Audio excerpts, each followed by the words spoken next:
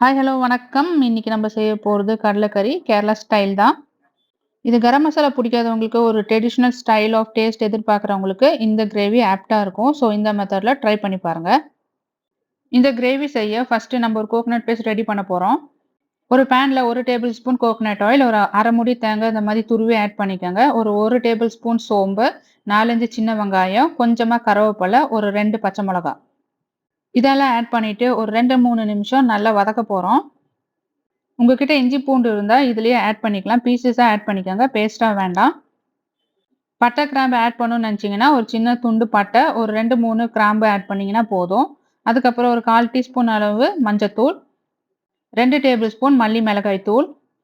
நான் 2ம் கலந்த மாதிரி பொடிச்சு வச்சிருக்கேன். ஸோ, நான் இந்த மாதிரி ஆட் பண்றேன். உங்ககிட்ட இந்த மாதிரி இருந்தாலும் நீங்க ஆட் பண்ணிக்கலாம். இல்லைன்னா தனித்தனியா இருந்தாலும் 1 டேபிள் ஸ்பூன் கொத்தமல்லி பவுடர், 1 டேபிள் ஸ்பூன் மிளகாய் பவுடர் ஆட் பண்ணிக்கலாம். ஸோ, இப்ப இதெல்லாம் ஒண்ணு சேர நல்லா வறுத்து எடுக்கணும். தேங்காய் கொஞ்சம் நல்லா ரோஸ்ட் ஆகணும். அது வரைக்கும் நம்ம நல்லா வறுக்கணும்.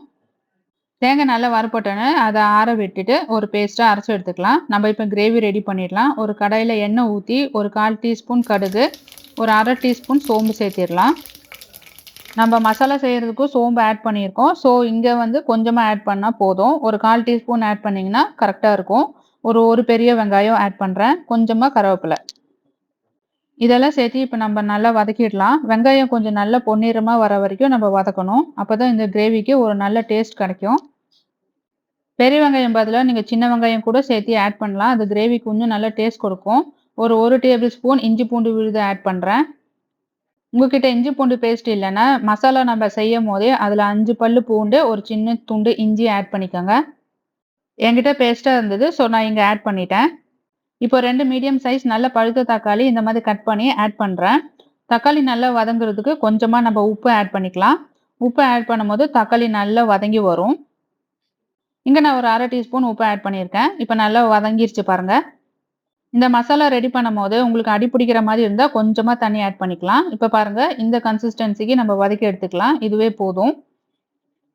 இப்போ ஒரு பெரிய கப் அளவுக்கு நான் வேக வச்ச கடலை எடுத்திருக்கேன். இது கொஞ்சமா உப்பு சேர்த்து நான் நல்லா வேக வச்சிருக்கேன்.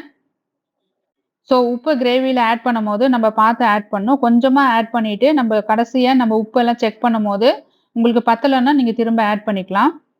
ஒரே டைம்ல நம்ம ஃபர்ஸ்ட்டே உப்பு சேர்த்துட்டோம்னா, கிரேவியில உப்பு ஜாஸ்தி ஆயிடும். அப்புறம் கம்மி பண்றதுக்கு ரொம்ப கஷ்டம். இது 2 நிமிஷம் கொதிச்ச உடனே நம்ம அரைச்சு வச்ச இந்த தேங்காய் பேஸ்ட்ட நான் இங்க ஆட் பண்றேன். பேஸ்ட் கொஞ்சம் திக்கா தான் இருக்கும். ஸோ, நம்ம கிரேவிக்கு ஏத்தபடி நம்ம அட்ஜஸ்ட் பண்ணிக்கலாம். உங்களுக்கு கிரேவி எந்த பதத்துக்கு வேணுமோ, அந்த அளவுக்கு நீங்க தண்ணி ஆட் பண்ணிக்கலாம். ஸோ, மசாலா ஆட் பண்ணிட்டு நம்ம கொஞ்ச நேரம் கொதிக்க விட போறோம். ஸோ, கொஞ்சம் தண்ணி நீங்க எக்ஸ்ட்ரா ஆட் பண்ணீங்கன்னா, கொதிச்சு வரும்போது அந்த கிரேவி கரெக்ட் கன்சிஸ்டன்சிக்கு வந்துடும். ஸோ, இங்க கிரேவி கொஞ்சம் திக்கா இருக்கு. ஸோ, நான் கொஞ்சம் எக்ஸ்ட்ரா தண்ணி ஆட் பண்றேன்.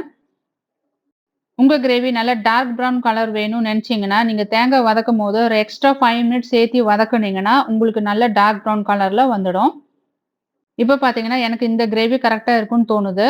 ஸோ, இப்போ நான் வந்து உப்பு செக் பண்றேன். உப்பு, காரம் எல்லாம் நீங்க இந்த ஸ்டேஜ்ல செக் பண்ணீங்கன்னா, உங்களுக்கு கரெக்ட்டா இருக்கும். இப்ப பார்த்தீங்கன்னா, எனக்கு உப்பு கொஞ்சம் கம்மியா இருக்கு. நான் சேர்த்தி ஆட் பண்ண போறேன். ஒரு 1/4 டீஸ்பூன் அளவுக்கு உப்பு நான் ஆட் பண்றேன். ஒரு 1/2 டீஸ்பூன் அளவுக்கு சுகர் ஆட் பண்றேன். நீங்க வெல்லம் கூட ஆட் பண்ணிக்கலாம். எந்த ஒரு கிரேவிக்கும் நீங்க சுகரோ இல்லன்னா வெல்லம் ஆட் பண்ணும்போது, அந்த கிரேவி இன்னும் டேஸ்ட்டா இருக்கும். ஸோ, ஃபைனல் டச்சா கொஞ்சமா கொத்தமல்லி தழை. கொத்தமல்லி தழை போட்டு ஒரு 2 நிமிஷம் கொதிக்க விடுங்க. எந்த ஒரு கிரேவிக்கும் கடைசியில கொஞ்சமா சுகர், இந்த மாதிரி கொஞ்சமா கொத்தமல்லி ஆட் பண்றனால, அந்த கிரேவி நல்ல ஃப்ளேவராவும், நல்ல டேஸ்ட்டாவும் இருக்கும்.